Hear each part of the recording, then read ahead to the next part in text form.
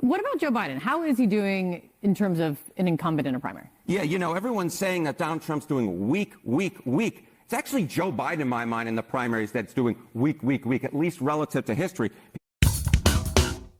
If you haven't heard by now, of course, Nikki Haley is officially endorsing Donald Trump for president. Now, just to give a little recap, she actually said she was not going to run for president if Donald Trump ran, right? Then he did, and she decided, I'm going to run for president anyway. And then she basically lost every single primary except for one, right? And over here you can see, yes, she won Vermont right before she dropped out of the race, right? There was no path forward for her. She said, all right, I'm packing it in. It's over. I'm getting out of here.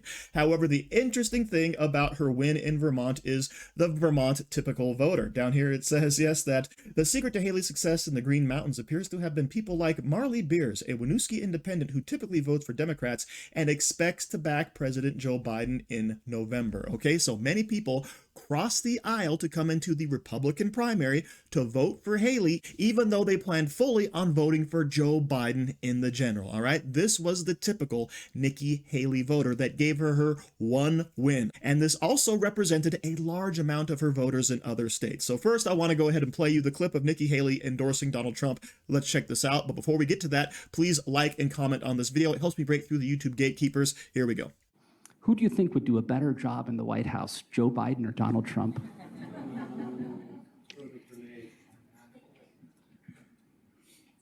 As a voter, I put my priorities on a president who's going to have the backs of our allies and hold our enemies to account, who would secure the border, no more excuses. A president who would support capitalism and freedom. A president who understands we need less debt, not more debt. Trump has not been perfect on these policies. I've made that clear many, many times. But Biden has been a catastrophe. So I will be voting for Trump. Having said that, I stand by what I said in my suspension speech. Trump would be smart to reach out to the millions of people who voted for me and continue to support me and not assume that they're just going to be with him. And I genuinely hope he does that. So there you have it, the official endorsement. Now, there could be lots of reasons for her actually coming out and doing this at this point in time. Maybe she wants to save at least some semblance of her political career, but also Donald Trump has said, she's basically out of the MAGA movement. So will he invite her back in? Who knows, right? There is forgiveness in all things. If it ever becomes politically expedient for Donald Trump to do so, I think he would, all right? But for now, of course, there's still a little bit of bad blood there, right? She hung out in the primary way too long, way past her welcome, didn't win anything until the very end, and of course, all due to Biden voters, as we pointed out. So of course, this is being discussed widely in the media, and many people are saying, well, what about Trump? Is he going to be able to reach out to those Haley supporters, of which, are there really any? But let's go ahead and see this discussed on CNN. We've talked quite a bit about the large vote share that Nikki Haley has been bringing in, even in the Republican primaries, since she's dropped out. I mean, we're talking big vote shares in more than a dozen states since she dropped. But when you look at kind of the historical context, how is Trump doing with regard to voters after their opponents drop? Yeah, I think this rhetoric over this protest vote, to be honest with you, Kate, is a little bit overblown. So I want to take a look back through history. Performance after opponents dropped out. These are non-incumbents in presidential primaries. I want you to look through the years, right? Mitt Romney was getting about 71% of the vote after his opponents dropped out. Donald Trump back in 2016, 74%. Joe Biden last time around, 77%. The one who's actually getting the highest share after his opponents dropped out is actually Donald Trump this time around with 81%. This is actually a very strong performance for a non-incumbent after his opponents dropped out. The protest vote is actually at a historic low. So, yeah, Nikki Haley sometimes getting north of 20% of the vote in these primaries, but that's not unusual. What is unusual, Kate, is she's not doing it all over the place. Donald Trump's actually running historically strong for a non-incumbent in a presidential primary after his opponents drop out. I think that then answers my next question, but then who is most likely to win over, as Nikki Haley's making the case that Donald Trump needs to appeal to her voters? Between Biden and Trump, Some of them were talking about like voted for Biden in 20, and then they voted for Nikki Haley in this primary. Who's most likely candidate? Yeah, Nikki Haley supporters are kind of actually a little bit split here. So this is the Biden versus Trump margin among Haley's primary supporters. If you go back to 2020, look, Joe Biden actually won these voters by 16 points. This is actually a fairly favorable Republican primary vote for Joe Biden. But jump ahead to 2024, who they say they'll support. Donald Trump leads amongst them by about 4 points, which is actually an improvement for Donald Trump from where he was in 2020. So keep in mind that this 4-point margin, Joe Biden's still getting a substantial portion of this Haley support. But this is in polls in which Donald Trump leads. This is in polls that Donald Trump leads. So it's not surprising that these folks are still voting for Nikki Haley, because they're much more likely to vote for Joe Biden than Donald Trump than the regular primary voter. But even so, Donald Trump's still doing better than he was 4 years ago, which matches the polls overall. Which is what David Chalian, that phrase of like coming home in the end, is kind of what some of this suggests.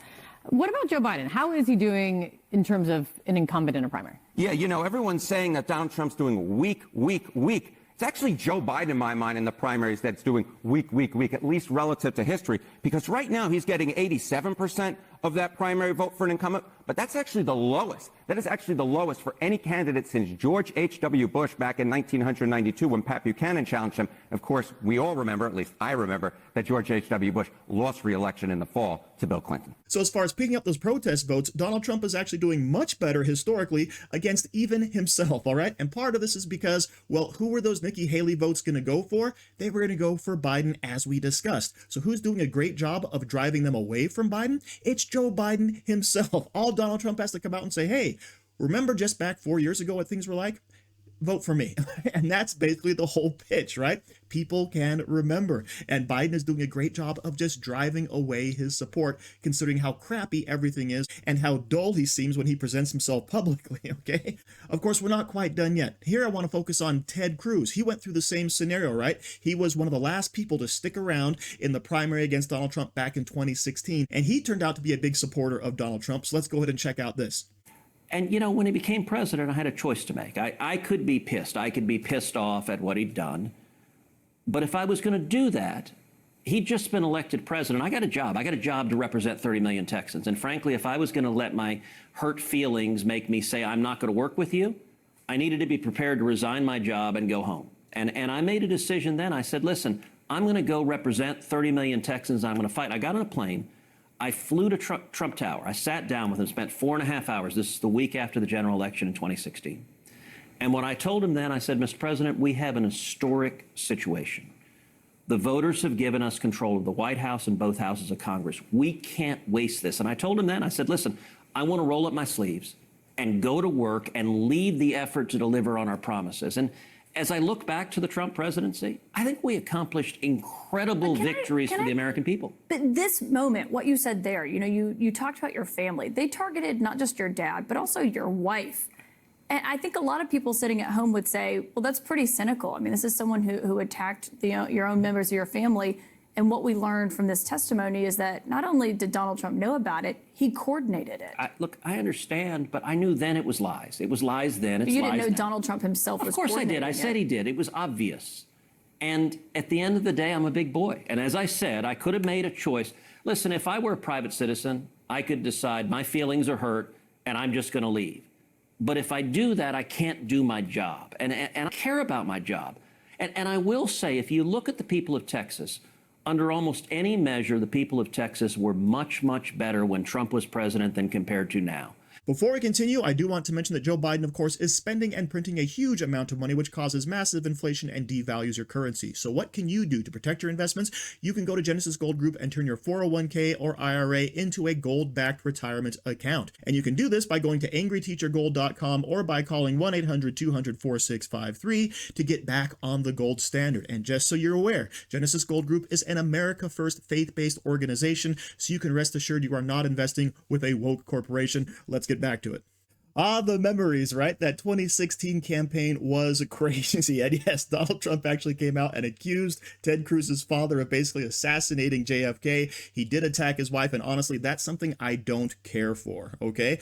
But the results speak for themselves as far as the Trump presidency. Now, many people were actually very turned off by Donald Trump's behavior during the campaign. It really made them second guess, am I going to vote for this guy? Really?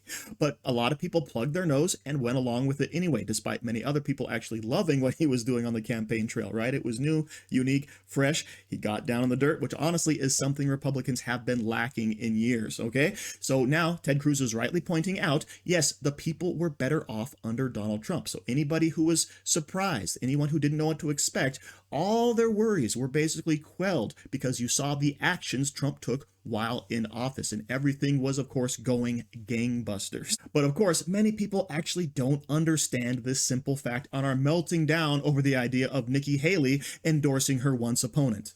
She did raise her hand in that Republican debate and said that she would vote for a convicted felon if Donald Trump was found guilty. And today is evidence that she's sticking to her word. We need shrinks and cult experts to explain this, because with what you're reporting, it doesn't make a lick of sense to me, and it's so recent. I mean, J.D. Vance in 2015 said something similar, but for her and her husband to both been feuding publicly with him just days and weeks before endorsing him is inexplicable to me at a human level. So obviously an endorsement of Donald Trump at this point is just cult-like behavior, right? You've been brainwashed. It has nothing to do with the economy. It has nothing to do with world craziness. It has nothing to do with the open border. None of that has anything to do with you voting for Donald Trump, because clearly, obviously, the leftist Joe Biden, who is a walking potato, is the choice you have to make, unless, of course, you have been duped by the evil rights. Okay, that's the stance they're making. So as usual, thank you for watching. Don't forget to like, share, comment, subscribe, and stay safe out there, people, because they're coming after you.